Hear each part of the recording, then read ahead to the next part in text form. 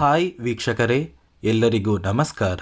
ನೋಡಿ, ಗೃಹಲಕ್ಷ್ಮಿ ಯೋಜನೆಯ 15ನೇ ಕಂತಿನ ಹಣ ಸರ್ಕಾರದಿಂದ ಫಲಾನುಭವಿಗಳ ಬ್ಯಾಂಕ್ ಖಾತೆಗೆ ಜಮಾ ಆಗಿದ್ದು, ನಾಳೆ ಶುಕ್ರವಾರ ಅಂದರೆ ಡಿಸೆಂಬರ್ 6ರಂದು ಕರ್ನಾಟಕದ 29 ಜಿಲ್ಲೆಗಳ ಫಲಾನುಭವಿಗಳ ಬ್ಯಾಂಕ್ ಖಾತೆಗೆ ಸರ್ಕಾರ ಗೃಹಲಕ್ಷ್ಮಿ ಯೋಜನೆಯ 15ನೇ ಕಂತಿನ ಹಣನ ಜಮಾ ಮಾಡ್ತಾ ಇದ್ದೀವಿ ಅಂತ ಸಚಿವೆ ಲಕ್ಷ್ಮಿ ಹೆಬ್ಬಾಳ್ಕರ್ ಅವರು ಒಂದು ಭರ್ಜರಿ ಗುಡ್ಡಿಸ್ನ ಕೊಟ್ಟಿದ್ದಾರೆ.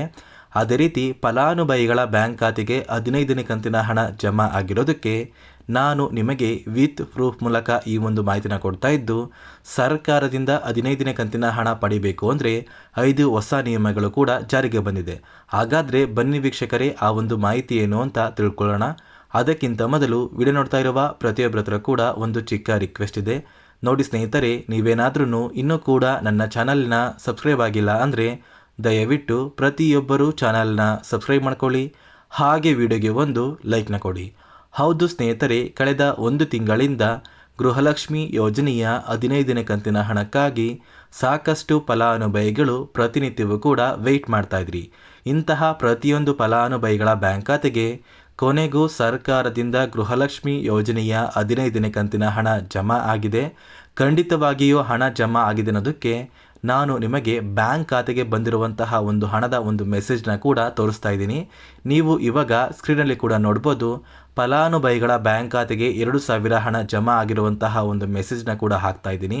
ಈ ಒಂದು ಮೆಸೇಜಲ್ಲಿ ಬಂದಿರುವಂತಹ 2,000 ಹಣ ಏನಿದೆ, ಈ ಒಂದು ಹಣ 15ನೇ ಕಂತಿನ ಹಣ ಆಗಿದೆ ವೀಕ್ಷಕರೇ.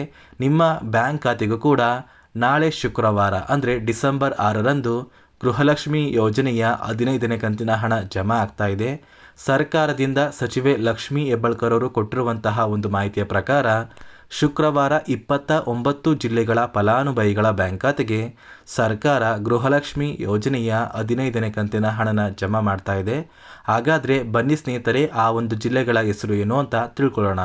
ಮೊದಲಿಗೆ ಸ್ನೇಹಿತರೆ, ಬಾಗಲಕೋಟೆ, ಬೆಂಗಳೂರು ನಗರ, ಬೆಳಗಾವಿ, ಬೆಂಗಳೂರು ಗ್ರಾಮಾಂತರ, ವಿಜಯಪುರ, ರಾಮನಗರ, ಧಾರವಾಡ, ಚಿಕ್ಕಬಳ್ಳಾಪುರ, ಗದಗ, ಚಿತ್ರದುರ್ಗ, ಹಾವೇರಿ, ದಾವಣಗೆರೆ, ಉತ್ತರ ಕನ್ನಡ, ಕೋಲಾರ, ತುಮಕೂರು, ಶಿವಮೊಗ್ಗ, ಬಳ್ಳಾರಿ, ಚಾಮರಾಜನಗರ, ಬೀದರ್, ಚಿಕ್ಕಮಗಳೂರು, ಕಲಬುರಗಿ, ದಕ್ಷಿಣ ಕನ್ನಡ, ಕೊಪ್ಪಳ, ಹಾಸನ, ರಾಯಚೂರು, ಕೊಡಗು, ಯಾದಗಿರಿ, ಉಡುಪಿ, ವಿಜಯನಗರ, ಮಂಡ್ಯ ಮತ್ತು ಮೈಸೂರು ಈ 29 ಜಿಲ್ಲೆಗಳ ಫಲಾನುಭವಿಗಳ ಬ್ಯಾಂಕ್ ಖಾತೆಗೆ ನಾಳೆ ಶುಕ್ರವಾರ ಅಂದರೆ ಡಿಸೆಂಬರ್ 6ರಂದು ಗೃಹಲಕ್ಷ್ಮಿ ಯೋಜನೆಯ 15ನೇ ಕಂತಿನ ಹಣ ನೇರವಾಗಿ ಪ್ರತಿಯೊಂದು ಫಲಾನುಭವಿಗಳ ಬ್ಯಾಂಕ್ ಖಾತೆಗೆ ನಾವು ಜಮಾ ಮಾಡ್ತಾ ಇದ್ದೀವಿ ಅಂತ ಸಚಿವೆ ಲಕ್ಷ್ಮಿ ಹೆಬ್ಬಾಳ್ಕರ್ ಅವರು ಪ್ರತಿಯೊಂದು ಫಲಾನುಭವಿಗಳಿಗೆ ಭರ್ಜರಿ ಗುಡ್ಡಿಸ್ನ ಕೊಟ್ಟಿದ್ದಾರೆ. ಅದೇ ರೀತಿ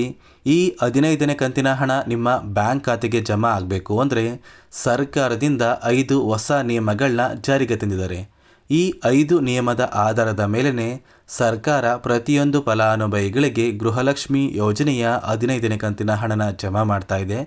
ನೋಡಿ ಸ್ನೇಹಿತರೆ, ಮೊದಲನೆಯ ಒಂದು ನಿಯಮ ಬಂದು ಸಾಕಷ್ಟು ಫಲಾನುಭವಿಗಳು ಪ್ರತಿ ತಿಂಗಳು ಗೃಹಲಕ್ಷ್ಮಿ ಯೋಜನೆಯ 2,000 ಹಣನ ನಿಮ್ಮ ಬ್ಯಾಂಕ್ ಖಾತೆಗೆ ಪಡ್ಕೋತಾ ಇದ್ದೀರಾ.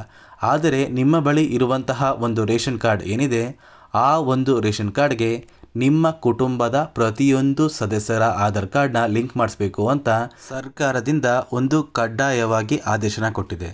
ಅದೇ ರೀತಿ ಎರಡನೆಯ ಒಂದು ನಿಯಮ ಬಂದು ಸಾಕಷ್ಟು ಫಲಾನುಭವಿಗಳು ನಿಮ್ಮ ಬಳಿ ಇರುವಂತಹ ಒಂದು ಆಧಾರ್ ಕಾರ್ಡ್ ಏನಿದೆ, ಆ ಒಂದು ಆಧಾರ್ ಕಾರ್ಡ್ನ ಕಳೆದ 15 ವರ್ಷಗಳಿಂದ ಯಾವುದೇ ರೀತಿಯ ಒಂದು ತಿದ್ದುಪಡಿ ಕೂಡ ಮಾಡಿಸಿಲ್ಲ ಮತ್ತು ಯಾವುದೇ ರೀತಿಯ ಒಂದು ಅಪ್ಡೇಟ್ನ ಮಾಡಿಸಿಲ್ಲ ಅಂತ ಸರ್ಕಾರಕ್ಕೆ ಕೆಲವೊಂದು ಮಾಹಿತಿಗಳು ಬಂದಿದ್ದು, ನಿಮ್ಮ ಆಧಾರ್ ಕಾರ್ಡ್ನ ನೀವು ಯಾವುದೇ ರೀತಿಯ ಒಂದು ತಿದ್ದುಪಡಿನ ಮಾಡಿಸಿಲ್ಲ ಅಂದರೆ ಸರ್ಕಾರ ನಿಮ್ಮ ಆಧಾರ್ ಕಾರ್ಡ್ನ ಜೊತೆಗೆ ನಿಮ್ಮ ರೇಷನ್ ಕಾರ್ಡ್ನ ಕೂಡ ಕ್ಯಾನ್ಸಲ್ ಮಾಡುವಂತಹ ಸಾಧ್ಯತೆ ತುಂಬಾ ಇದೆ.